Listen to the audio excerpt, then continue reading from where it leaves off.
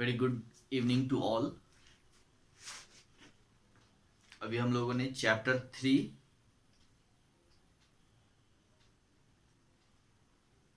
पढ़ा है और पिछली क्लास में इसको हम लोगों ने इसको कंप्लीट किया है। ओके, चैप्टर 3 जो tables, hyperlinks and forms in HTML, ये जो चैप्टर है HTML में टेबल्स, हाइपरलिंक्स एंड फॉर्म्स बनाने का हम लोगों ने अभी पढ़ा। कैसे फॉर्म, टेबल और हाइपरलिंक जो है वो क्रिएट होते हैं। तो इन सारे एलिमेंट्स के बारे में हम लोगों ने इस चैप्टर्स में पढ़ा कि फॉर्म बनाने के लिए कौन कौन से एट्रीब्यूट्स होते हैं, कौन कौन से उसके लिए कौन से एलिमेंट्स यूज़ किए जाते हैं, यानी कौन से टैग यूज़ किए जाते हैं। ठीक है, टेबल्स के लिए कौन सा टैग होता है और उसके कितने एट्रीब्यूट्स होते हैं, और ये सब चीज़ हम लोगों ने पढ़ा है। अब हम आज आप लोगों को ये जो एक्सरसाइज है इस चैप्टर का पेज नंबर 47 पे देखिए। ठीक है, और उसको हम लोग डिस्कस करेंगे। ओके, तो इस चैप्टर में 4 क्वेश्चन है। Question number A, B, C and D। First जो है वो है आपका choose the correct answer, second है fill in the blanks, third है mark on the correct statement and cross out the incorrect statement, और उसके बाद नेक्स्ट है आपका answer the following question. Okay, तो अब हम लोग क्वेश्चन नंबर ए का 1 से स्टार्ट करते हैं। Choose the correct answer. इसमें 4 ऑप्शंस हैं। तो देखिए, फर्स्ट है table heading can be defined using fill in the blanks element, right. Table heading can be defined using fill in the blanks element. इसमें क्या हो जाएंगे? 4 ऑप्शंस हैं, caption, head, table head and TH। Okay, तो first में जो है table heading के लिए हम लोग TH एलिमेंट्स का यानी TH टैग का यूज करते हैं, जो ऑप्शन नंबर D है, right. Option number D, table heading के लिए हम लोग TH एलिमेंट्स का यूज करते हैं। ओके, नाउ क्वेश्चन नंबर 2, पहले ही फिल इन द ब्लैंक्स है। Fill in the blanks hyperlinks take you to another part of the same web page, right? Hyperlink take you another part of the same web page, यानी same page पे, same web page पे दूसरे part पे ले जाने वाला hyperlink को हम लोग क्या कहते हैं? इंटरनल, एक्सटर्नल, एंकर और इमेज, इंटरनल हाइपरलिंक्स होते हैं। ठीक है, हम लोगों ने पढ़ा था ना हाइपरलिंक्स के बारे में कि हाइपरलिंक जो होते हैं वो 2 तरह के होते हैं, है ना। एक एक्सटर्नल होते हैं और एक इंटरनल होते हैं। There are 2 types of hyperlink in HTML। These are internal hyperlink and external hyperlink. Internal linking is used to link a part of the same document, है ना। पेज नंबर 38 पे आप देखिएगा, नीचे में लिखा हुआ है। तो सेम डॉक्यूमेंट पे, सेम पेज पे ले जाने वाला जो है, सेम वेब पेज पे, वो आपका इंटरनल होता है, इंटरनल हाइपरलिंक होता है।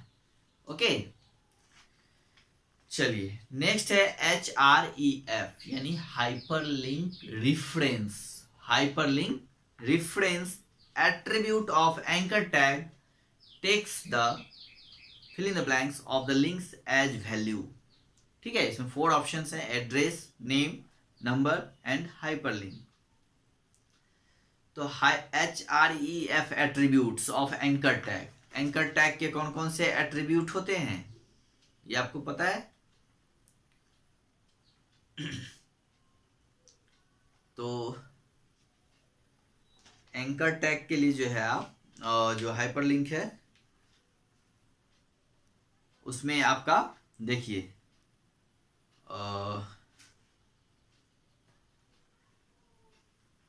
HREF attributes of anchor tag takes the address of a link as value. Okay, और 3 में क्या हो जाएगा? Address of the link as value.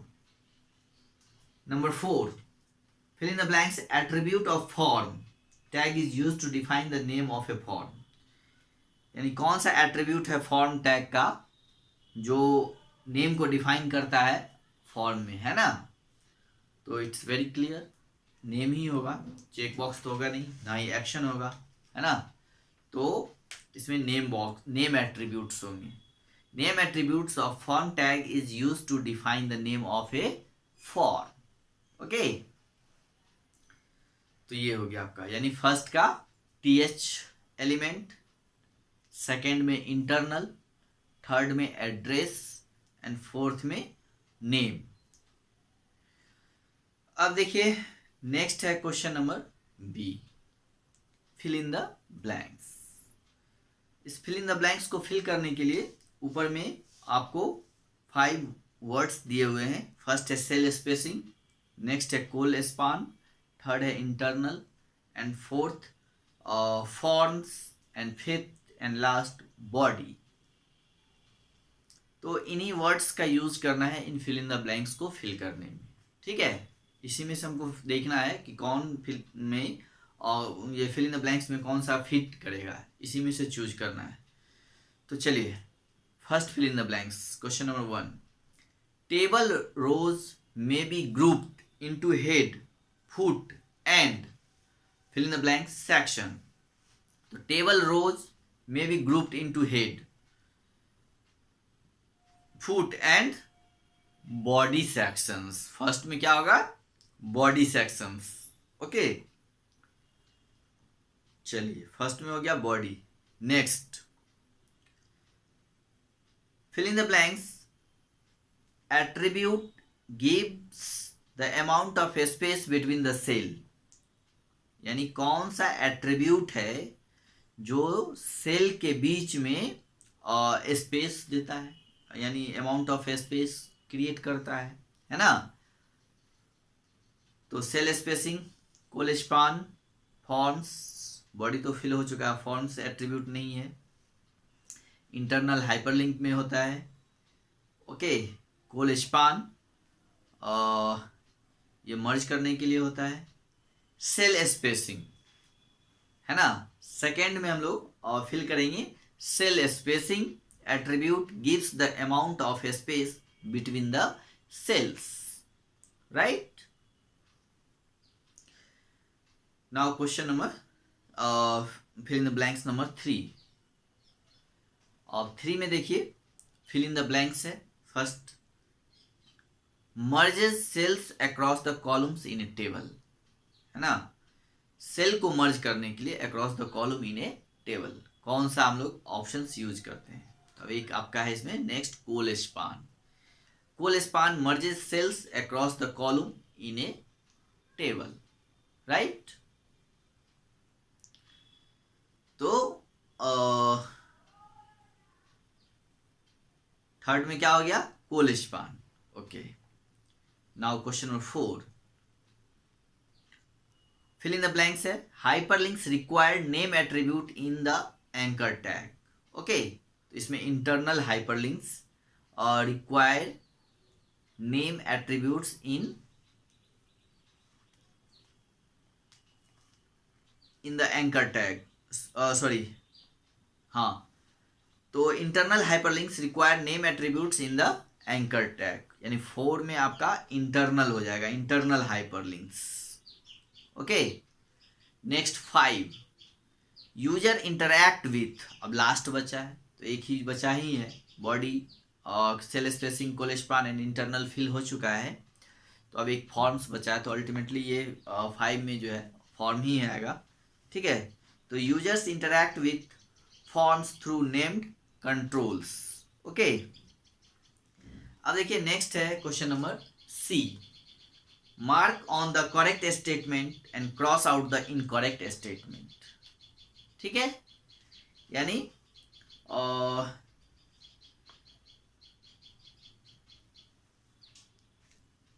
जो ट्रू फॉल्स है, यानी जो सही स्टेटमेंट है उस पर हम लोग को टिक करना है, और जो गलत है उस पर हम लोग को क्रॉस कर देना है। ओके, तो फर्स्ट है आपका BG colour. BG colour attribute of TD, BG colour of TD, attribute of TD tag is use to define background colour of entire table on a web page, है ना। तो BG colour का क्या काम होता है? बीजी कलर जो है it is used to change the background color of each cell in a table, है ना। BG attribute of TD tag is used to define background color of entire table on a web page। ये गलत होगा क्योंकि BG colour का काम है it is used to change the background color of each cell in a table, यानी ये cell के अंदर बैकग्राउंड को चेंज करता है।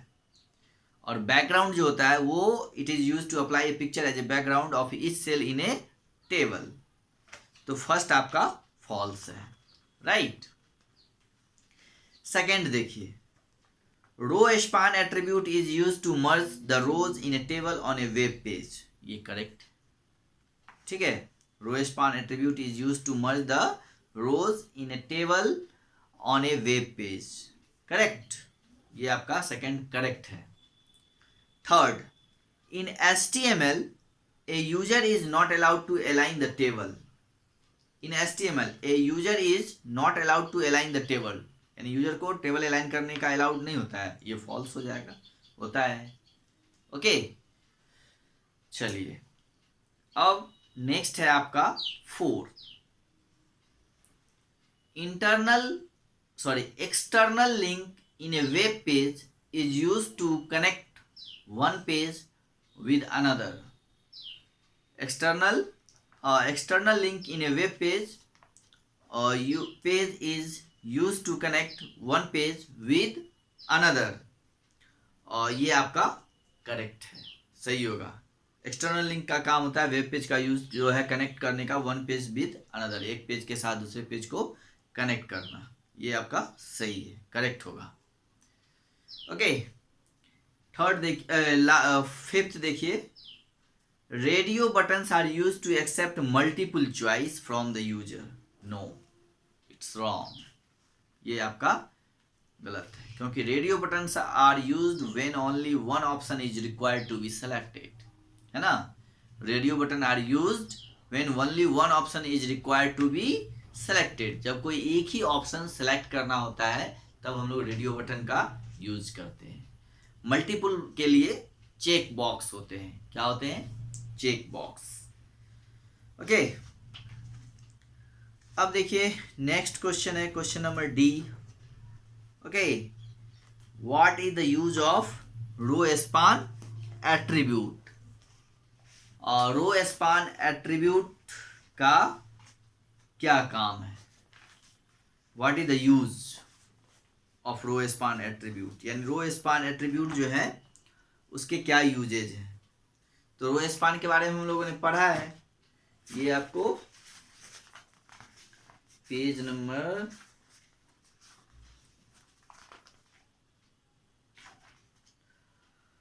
35 पे देखिए,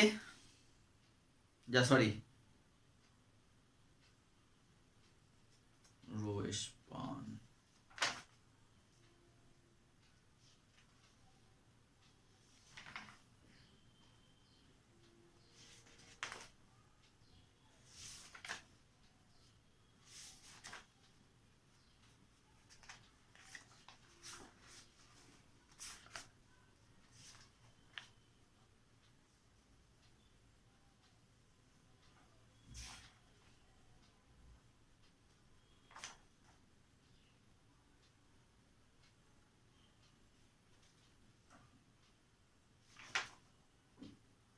और सॉरी पेज नंबर 37 पे देखिए, है ना। पेज नंबर 37 पे दिया हुआ है col span and row span attribute, ठीक है। तो रो स्पान क्या होता है? In a similar way, row span attribute if you want to merge two or more रोज, है ना। यानी यदि आप चाहते हैं कि एक या एक से अधिक, टू और मोर रोज, दो या दो से अधिक रो को मर्ज करना यानी कंबाइंड करना, तो हम लोग जो है रो स्पान एट्रीब्यूट्स का यूज करेंगे। पेज नंबर 37 पे दिया हुआ है, ठीक है। तो हम लोग लिख देंगे row span attribute is use to merge 2 or more rows. Okay, तो इस तरह से लिख लेंगे. अब नेक्स्ट क्वेश्चन जो है आपका वो है differentiate between radio button and check box control. तो radio button and check box control, तो रेडियो बटन में और चेक बॉक्स कंट्रोल में क्या अंतर है? तो आप ये लिख सकते हैं कि चेक बॉक्स जो होता है, check box are used when one or more than one option is required to be selected. They are creating using input tag. Check box is selection control which has only 2 values, true or false. Page number 43 पे. ठीक है, उसके बाद next है radio button, जो कि page number 44 पे आपका दिया हुआ है. Radio buttons are used when only one option is required to be selected. They are created using input tag. Radio button is a selection control that lets the user to select any one button among the same group. Okay, तो ये differentiate आप लिख लेंगे. Okay, ये हो गया आपका 2 का आंसर. नेक्स्ट थर्ड है how does an internal hyperlink work. यानी इंटरनल हाइपरलिंक जो है वो कैसे काम करता है. तो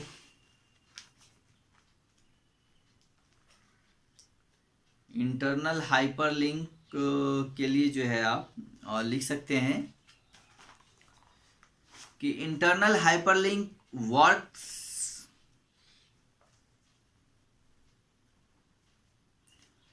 आप ये से लिख दीजिएगा. Internal hyperlinks works on the concept of name and href attributes of anchor tag. Okay,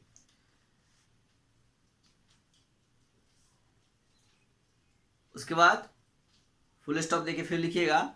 name attribute is used to give unique name to the part of content which is to be displayed when hyperlink is clicked. In the part of content which needs to be work as internal hyperlink, href attribute is given the same value that was set in the name of the link content. Okay, चलिए ये हो गया. अब next देखिए,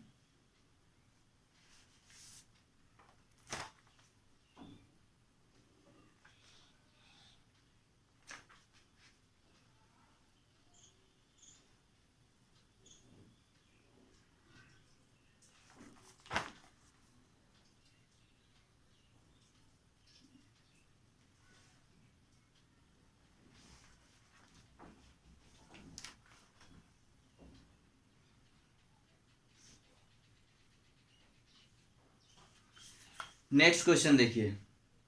what is the significance of form in HTML. यानी what is the significance of a form. Form का क्या significance है HTML. ओके, तो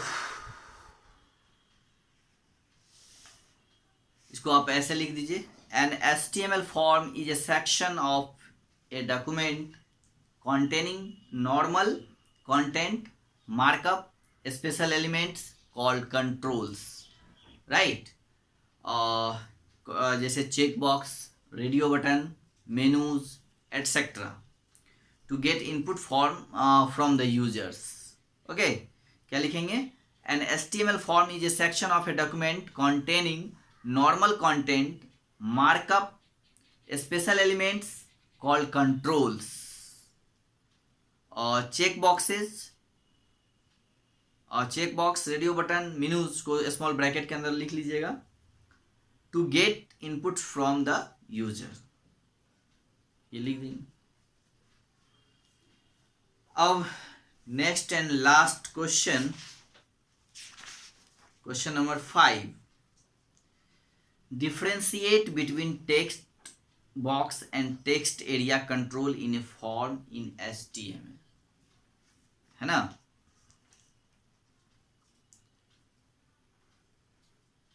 अब text box and text area जो कंट्रोल है उसके बीच में क्या अंतर है, ये आपको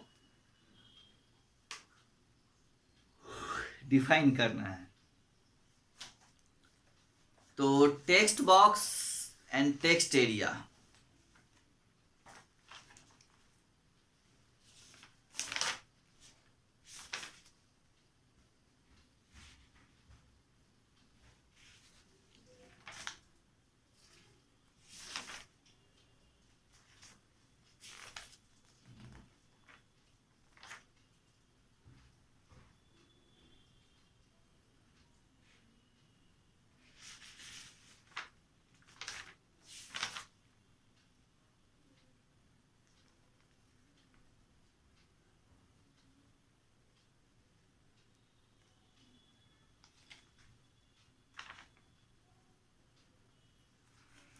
चलिए तो दोनों में क्या अंतर है वो लिखना है। तो देखिए text box control page number 42 पे आपका दिया हुआ है। Text box is a single line और text, okay, text box is a single line text field that allow the user to input text, okay. एक पॉइंट ये हो गया। और सेकेंड पॉइंट में आप लिख सकते हैं कि text box can be created using an input elements या input elements with attribute text, okay.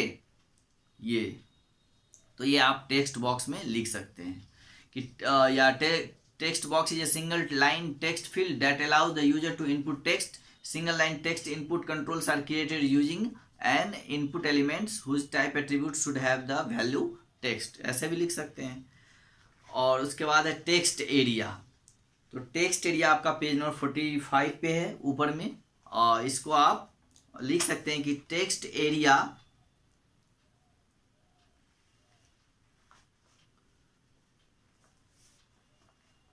Is a multiple lines text input controls, है ना। Text area is a multiple line text input controls.